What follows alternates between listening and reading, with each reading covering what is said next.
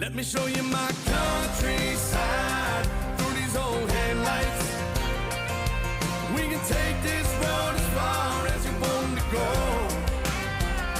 I'll show you how a country mile can take us all night. Feeling higher than a bull's tail up an old dirt road. I ain't gonna run or hide. We can let the fire burn wild. That's just my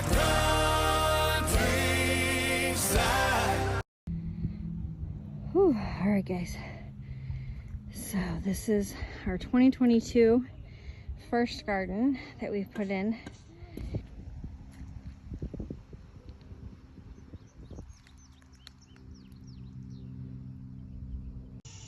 Okay, so here's my garden. I've got peppers.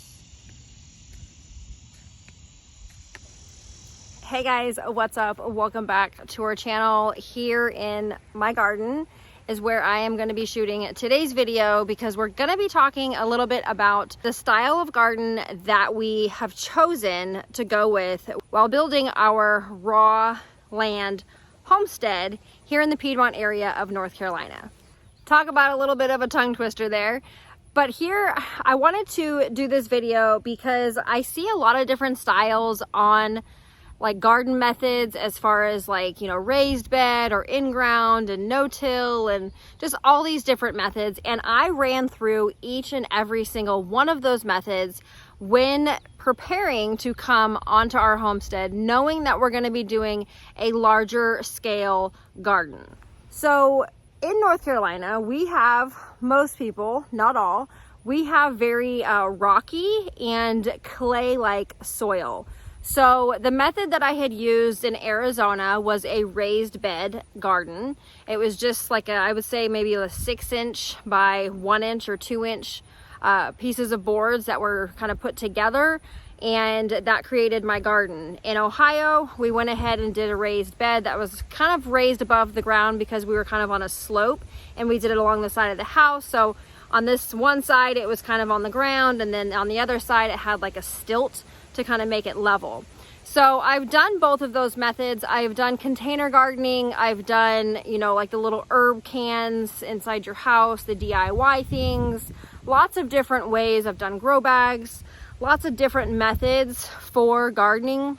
And so today I wanted to kind of go over why we chose the in-ground back to Eden garden method. And we're going to talk about 5 reasons why we went ahead and went with this method versus the others. So you might think that I'm crazy to say that you can literally have an instant garden. Now by instant, do I mean like you're gonna just like poof, snap your fingers? If I can snap with this hand, I would. I honestly can only snap with my other hand. But you can't just snap your fingers and you're gonna just like have this garden stuff growing, right?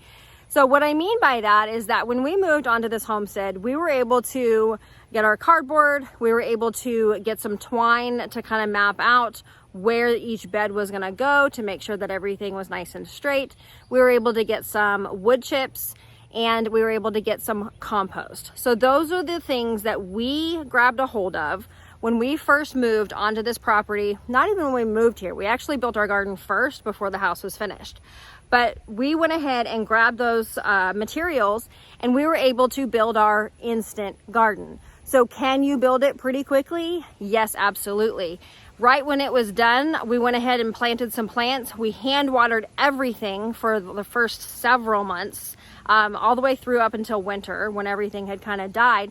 And we got some pretty good harvests. And if you've been following our journey long enough on Instagram, you will have seen those harvests, and you can probably go back through my highlights and go through and see that we literally had an instant garden. So the Back to Eden garden method is a no-till organic gardening technique that uses chips, like wood chips, to be able to regenerate the soil. You're gonna be able to grow healthy plants with nutrient-dense food. Planting your seeds and planting actual transplants, because we did a bit of both. So we did seeds, but we also bought some purchase plants from one of the local stores here, and we went ahead and just plugged them in. So you can literally take those and have virtually an instant garden, as quick as you possibly could have a garden without going through all of the hassle of building the beds, doing all of that kind of stuff. One of the things that I love about it is that we didn't have to do any digging, and I still don't have to do any digging. Granted, the potatoes, and if you watched that video, we did do a bit of tilling on that just because the ground is so hard. But here in my Back to Eden garden method here, with a little bit of revision because we added some of the weed fabric here in the middle. In a true Back to Eden garden method, you wouldn't have that, but this honestly was a little bit cheaper than going and buying a bunch of mulch to replace it. So it depends on where it fits within your budget as well. And as you can see here, the Back to Eden garden method is pretty much modeled after nature. So if you were to look at the forest, you were to look inside the woods, you would see that there is a canopy of trees. You would see that there's the plants above. And then down below, you would see that there's the mulch, there's the leaves, there's all this earthly microbiome going on underneath the soil. And so it really just replicates what's already happening, and kind of looking at the way that God creates to be able to kind of recreate that within your garden. So the other part of being modeled after nature is the composting. And that is one thing that we are going to be getting better at within this next year, as far as like creating compost here. I actually have a like 17-day compost system that I got from one of the Farm Where You Live events that we went to last year. And what's her name? So Wrangling Rutherfords is actually the gal that did the class on that.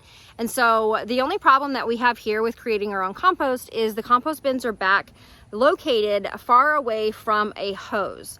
So we're going to be moving those, which is why we're making our third chicken coop, to be able to grab the poop fertilizer from underneath of there, which is our green, and then we're going to be putting the compost bins right near that, which is a little bit closer to the house, so that the hose will be able to reach it. Not too close because of the smell and the flies, but really if you're doing compost well, it won't have that smell. And so that is one thing that you want to make sure that you are either having a good source for, or that you're creating yourself, because the Back to Eden garden method, if you're having to buy compost all the time, it can get a little bit pricey up until you build that really good soil health. So the other part to that is cover cropping. Cover cropping is when you're taking a type of cover crop. So say like buckwheat, you can do clover, you can do all sorts of different types of cover crops, sunflowers, beans, because they're a legume. And so you're taking those and you're planting those to be able to add to the soil fertility. And so you can plant that cover crop out, you can cover it with a silage tarp to kill it back, and literally just cover it, let it kind of heat up and bake, it'll decompose, and it adds that nutrient from the plant back into the soil. And by adding that back to the soil, you're sequestering the carbon in the soil and you're reducing erosion. So why did we go with the Back to Eden garden method? Good question. So the scale of gardening that we wanted to go with was large. We didn't have, nor did we want to divert the financial aspect of being able to pay for all of those garden beds that it would take to equal out to the same square footage that our garden is. I'll tell you, it's 100 by 100 foot garden. The first and second subplots here that you'll see, we're in subplot 1, and subplot 2 is all the way down at the other end by the sunflowers. So this is 100 feet all the way down from, and I have about 1, 2, 3, 5 beds that run all the way down. That would be a lot of garden beds to have to purchase. And so cost was number one.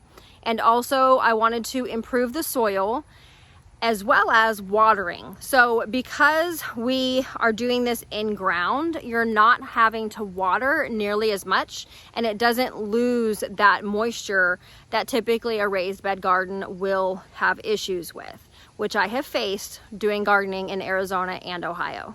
So the benefits of the Back to Eden garden method, we went over with the moisture retention that it contains, as well as the weeding. So granted, there are some areas that are not mulched very well, and I will say that that is one thing that has made this method difficult, but you're gonna have that with any garden bed that you have. If you do not mulch your area and do cardboard on your area each year, so in the spring I should have done cardboard and then mulched again, then you would have a very successful and very minimal weeds.